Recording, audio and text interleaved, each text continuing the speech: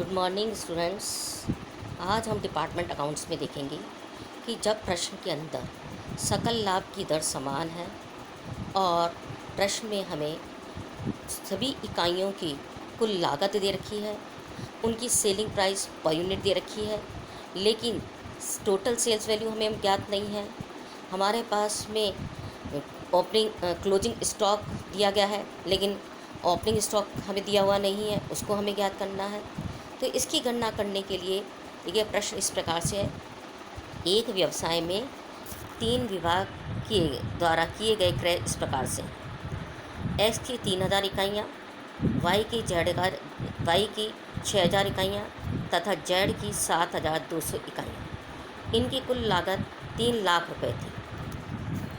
बिक्री इस प्रकार से है: एक्स की 3060 इकाइयाँ, दर 40 रुपये प्रति इकाई के हिसाब से; वाई की 5760 इकाइयाँ 45 रुपये इकाई के हिसाब से; और जेड की 7488 इकाइयाँ 50 रुपये प्रति इकाई के हिसाब से। अंतिम स्टॉक की यूनिट्स हमें दी गई हैं। एक्स की दे रखी है 300 इकाइयाँ, वाई की दे रखी है 480 इकाइयाँ और जेड की दे रखी है हमें 18 इकाइयाँ। अब देखिएगा जो प्रश्न दिया गया है, इस प्रश्न के अंदर ज़्यादातर इन्फॉर्मेशन को कैलकुलेट करने के लिए हम पहले क्या करेंगे, एक वर्किंग नोट इसके अंदर तैयार कर लेते हैं। वर्किंग नोट देखिएगा किस प्रकार से बनाएंगे। पहला वर्किंग नोट जो है वो हम बनाएंगे इसके अंदर प्रॉफिट मार्जिन रेशो के लिए। प्रॉफिट मार्जिन रेशो को कैलकुलेट करने के लिए हमारे पास में जो परचेज़ की गई यूनिट्स हैं, उन परचेज यूनिट्स को सेलिंग प्राइस से हम मल्टीप्लाई करेंगे। तो सबसे पहले डिपार्टमेंट एक्स की देखते हैं। डिपार्टमेंट एक्स की परचेज यूनिट्स जो है वो हमें दे रखी है 3000 इकाइयाँ। इनकी सेलिंग प्राइस जो है एक्स डिपार्टमेंट की 40 रुपये प्रति इकाई है। हम इसको 40 रुपये से मल्टीप्लाई कर देंगे। डिपार्टमेंट वाई की जो है परचेज इकाइयाँ 6000 है, जिसकी की सेलिंग प्राइस जो है 45 रुपये प्रति यूनिट है। हम उसको मल्टीप्लाई कर देंगे। डिपार्टमेंट जेड की हमारे पास में परचेज यूनिट दे रखी है 7200 और सेलिंग प्राइस इसकी दे रखी है 50 रुपये प्रति इकाई। तो इस तरह से हम तीनों डिपार्टमेंट के द्वारा जो वस्तु बेची जा रही है उनकी एक तरह से हमने कॉस्ट ऑफ गुड्स सोल्ड को निकाल लिया है, या जिसे हम कहते हैं सेलिंग प्राइस को निकाल लिया है। अब ये सेलिंग प्राइस का देखिएगा, एक्स डिपार्टमेंट की इस तरह से हमारे पास में 1,20,000 रुपये, वाई डिपार्टमेंट की आई है हमारे पास में 2,70,000 रुपये, जेड डिपार्टमेंट की आई है हमारे पास में 3,60,000। टोटल सेलिंग प्राइस हमारे पास में आ गई है 7,50,000। इसमें से हम परचेज़ वैल्यू को लेस करेंगे। परचेज़ वैल्यू हमें प्रश्न में दे रखी है 3 लाख रुपये परचेज़ वैल्यू है। इस 3 लाख को हम इसमें से लेस कर देंगे तो प्रॉफिट हमारे पास में आ जाएगा 4,50,000 रुपये। ये हमारा तीनों डिपार्टमेंट्स का कंबाइंड जो है ये हमने प्रॉफिट को निकाल लिया। प्रॉफिट को ज्ञात करने के बाद में हम इस प्रॉफिट के आधार से क्या निकालेंगे, profit margin ratio. Profit margin ratio को निकालने के लिए हमारे पास फार्मूला क्या है, प्रॉफिट अपॉन सेल्स इनटू 100। इस तरह से हम देखते हैं कि हमारा टोटल जो प्रॉफिट हमने निकाला है 4,50,000 है और टोटल सेलिंग प्राइस जो हमने निकाल रखी है वो है हमारी 7,50,000। इंटू 100 कर देंगे तो प्रॉफिट जो है हमारे पास में वो प्रॉफिट मार्जिन रेशो जो है वो हमारे पास में आ जाएगा 60%। तो पहली चीज़ स्टूडेंट हम क्या कैलकुलेट कर रहे हैं, यहाँ पे प्रॉफिट मार्जिन रेशो को कैलकुलेट करेंगे। प्रॉफिट मार्जिन रेशो को कैलकुलेट करने के लिए हमारे पास प्रॉफिट होना चाहिए और सेल्स होना चाहिए। प्रॉफिट और सेल्स की गणना करने के लिए हम उपरोक्त वर्किंग नोट से पहले इसकी गणना करेंगे। अब सेकंड वर्किंग नोट बनाएंगे। सेकंड वर्किंग नोट के अंदर देखिएगा हमें क्या निकालना है, इसके अंदर कॉस्ट पर यूनिट को निकालेंगे। कॉस्ट पर यूनिट की गणना करने के लिए सेलिंग प्राइस पर यूनिट जो है वो हमें तीनों ही डिपार्टमेंट की दे रखी है 40 रुपये, 45 रुपये और 50 रुपये। इसमें से लेस कर देंगे हम प्रॉफिट मार्जिन को। प्रॉफिट मार्जिन का रेशो हमने निकाला 60% निकाला है। हम क्या करेंगे, एक्स की जो सेलिंग प्राइस 40 रुपये है उसका 60% हम निकाल लेंगे। वो 60% आएगा 24 रुपीज़, ये हमारा इसका प्रॉफिट हो जाएगा।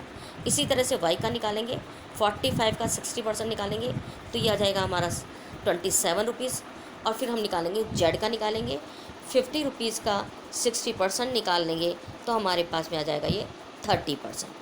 प्रॉफिट में से सेल्स में से हम क्या करेंगे, प्रॉफिट को लेस कर देंगे तो कॉस्ट पर यूनिट जो है वो हमारे पास में आ जाएगी। एक्स डिपार्टमेंट की आ रही है 16 रुपये, वाई डिपार्टमेंट की आ रही है 18 रुपये और जेड डिपार्टमेंट की आ रही है 20 रुपये। इसको कैलकुलेट करने के बाद में हम क्या करेंगे, ओपनिंग स्टॉक की गणना करेंगे। अब कैसे गणना करेंगे, इसके अंदर देखिएगा फॉर्मूला काम में लेंगे हम। फॉर्मूला क्या रहेगा हमारा, sales plus closing stock minus purchase.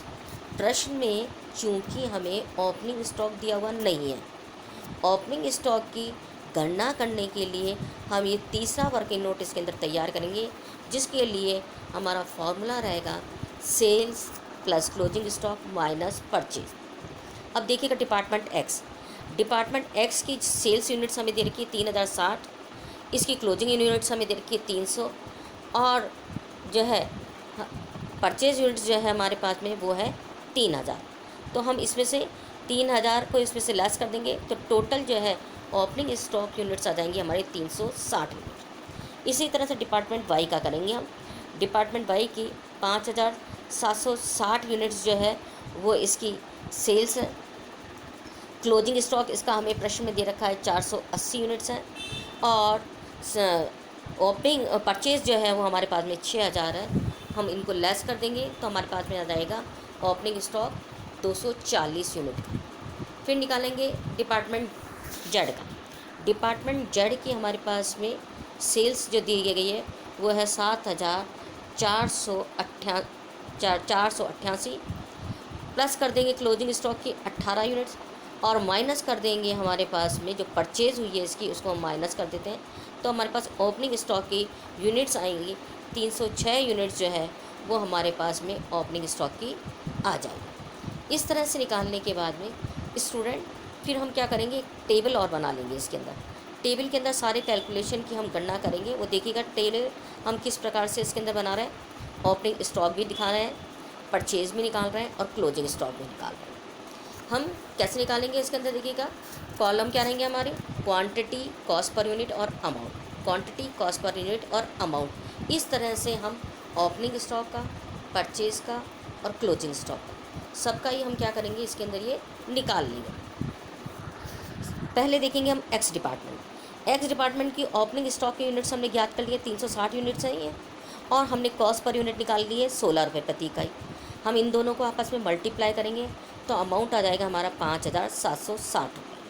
इसी तरह से वाई का करेंगे हम, opening stock 240, cost per unit 18 तो अमाउंट आ जाएगा 4320। जेड का निकालेंगे 306 इकाइयाँ, कॉस्ट पर यूनिट 20 है और अमाउंट आ जाएगा हमारा 6120। अब निकालेंगे हम परचेज़ के लिए। परचेज़ देखिएगा एक्स डिपार्टमेंट की 3000 है, इसको भी हम कॉस्ट पर यूनिट से मल्टीप्लाई करेंगे तो 48000 आ जाएगी।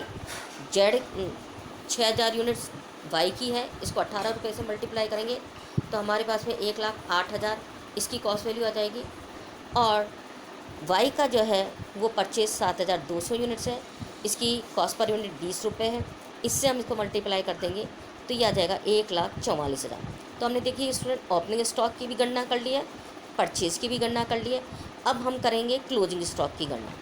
क्लोजिंग स्टॉक की गणना करने के लिए क्लोजिंग स्टॉक के यूनिट्स हमारे को एक्स डिपार्टमेंट में दे रखी है 300, इसको मल्टीप्लाई करेंगे वही कॉस्ट पर यूनिट से 16 रुपये से हम मल्टीप्लाई कर देंगे तो 4800 आ जाएगा। फिर वाई को देखेंगे हम, वाई के अंदर 480 यूनिट्स हैं हमारी, 480 यूनिट्स को मल्टीप्लाई करेंगे कॉस्ट पर यूनिट 18 से तो अमाउंट आ जाएगा इसका 8640 इसका अमाउंट आ जाएगा। फिर देखेंगे हम जेड का। जेड के हमारे पास में क्लोजिंग स्टॉक यूनिट्स 18 यूनिट है, कॉस्ट पर यूनिट हमारे 20 रुपीज़ है और अमाउंट आ जाएगा 360।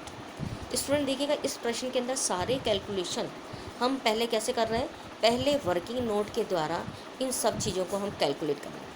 वर्किंग नोट में इनको कैलकुलेट करने के बाद अब आइएगा हम इसका ट्रेडिंग एंड P&L अकाउंट जो है वो किस प्रकार से बनाएंगे। ट्रेडिंग एंड P&L अकाउंट के अंदर देखिएगा ओपनिंग स्टॉक अपन दिखाते हैं। हमने जो टेबल बनाई है देखिएगा उसके अंदर सबकी वैल्यू निकालनी है। एक्स डिपार्टमेंट का ओपनिंग स्टॉक जो है वो आ गया हमारे पास 5760, वाई डिपार्टमेंट का आया 4320 और जेड डिपार्टमेंट का आया 6120 रुपये। ये हम इसके अंदर दिखाएंगे। परचेज़ बिल हमने निकाल लिया इसी टेबल के अंदर, 48,000 रुपये एक्स डिपार्टमेंट की परचेज़ आई है, 1,08,000 रुपये जो है वो वाई डिपार्टमेंट की परचेज़ आई है, और 1,44,000 जो है जेड डिपार्टमेंट की परचेज़ आ गई है। इसके पश्चात हम क्रेडिट साइड में दिखाएंगे सेल्स। सेल्स के लिए हमें क्या करना है, जो हमारी सेलिंग प्राइस पर यूनिट है, उस सेलिंग प्राइस पर यूनिट से हमें क्या कर देना, विक्रय की गई इकाइयों को मल्टीप्लाई कर देना। विक्रय की गई इकाइयाँ, जैसे एक्स डिपार्टमेंट की विक्रय की गई इकाइयाँ 3,060 हैं, 3,060 इकाइयों को हम 40 रुपये प्रति इकाई से जो है इनको मल्टीप्लाई कर देंगे, तो इसकी सेल्स जो है वो हमारे पास में आ जाएगी 1,22,400, 2,59,200, और जेड की आ रही है 3,74,000। तो स्टूडेंट्स हम क्या करेंगे, सेल्स के लिए जो बिक्री की गई इकाइयाँ हैं, उन बिक्री की गई इकाइयों को हम किससे मल्टीप्लाई करेंगे, सेलिंग प्राइस पर यूनिट जो प्रश्न में हमें इनकी दे रखी है उससे हम इनको मल्टीप्लाई कर देंगे। इसको दिखाने के बाद में अब हम क्लोजिंग स्टॉक को दिखाएंगे। क्लोजिंग स्टॉक के लिए हमने जो टेबल बनाई है उसके अंदर इसकी पूरी अमाउंट की गणना कर ली है। तो क्लोजिंग स्टॉक एक्स डिपार्टमेंट का आया था हमारे पास 4,800, वाई डिपार्टमेंट का आया 8,640, और जेड डिपार्टमेंट का आया 360। ये सब कुछ करने के पश्चात अब हम क्या करेंगे, इस अकाउंट का डिफरेंस ले लेंगे। अकाउंट का डिफरेंस लेंगे तो हमारे पास में प्रॉफिट आ जाएगा।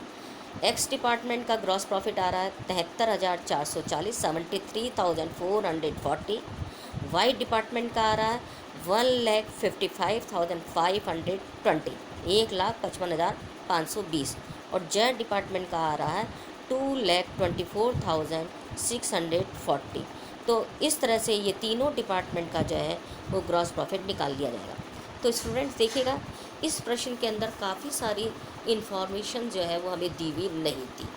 उस इन्फॉर्मेशन को ज्ञात करने के लिए हमें क्या करना है, सबसे पहले वर्किंग नोट्स प्रिपेयर कर लेंगे, और वर्किंग नोट्स से हम इनकी गणना करके और फिर जो है हम इनको दिखाएंगे।